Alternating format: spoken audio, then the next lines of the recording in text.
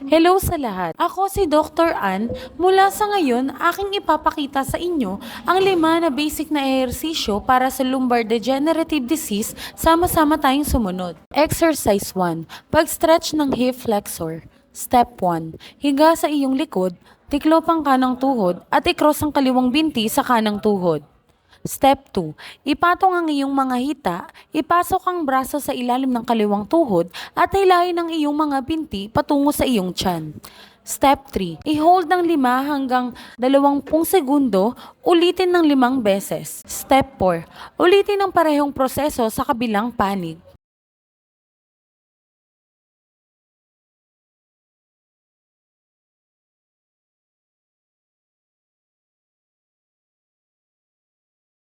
Exercise 2. Pag-stretch ng quadricep. Step 1. Lumuhod sa mat gamit ang magkabilang tuhod, pagkatapos ilagay ang isang paa sa harap para sa balakang at tuhod ay 90 degrees. Step 2. Ilagay ang iyong mga kamay sa harap ng tuhod para sa suporta.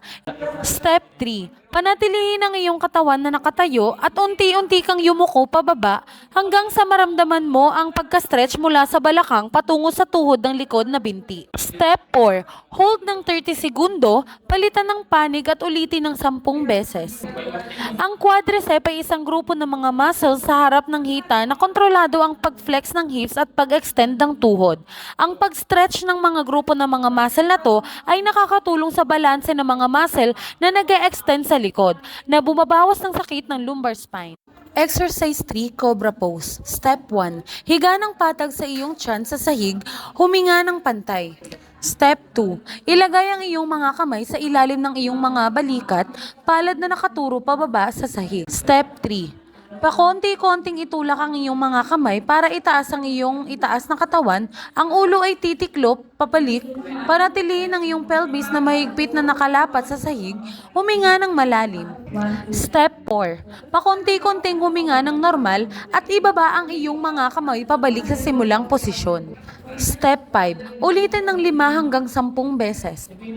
Tandaan, i-adjust ang likod sa isang pisikal na posisyon, pagaanin at bawasan ng tensyon, lalo na sa lumbar spine. Ang mga may stage 3 disc herniation ay dapat iwasan ng mga ehersisyong ito. Exercise 4, Child's Pose.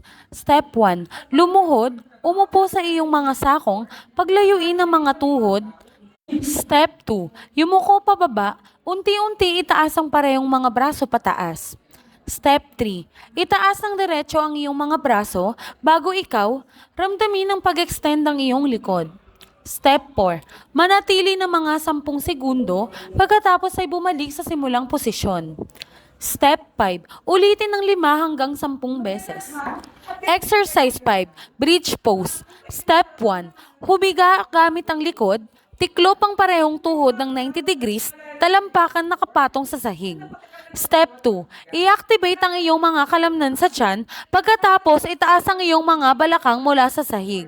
Panatilihing tuwid ang katawan mula sa balikat hanggang tuhod. Step 3. Panatiling nasa posisyon ito ng 5 segundo. Pagkatapos unti-unting ibaba ang iyong mga balakang pababa sa sahig. Step 4.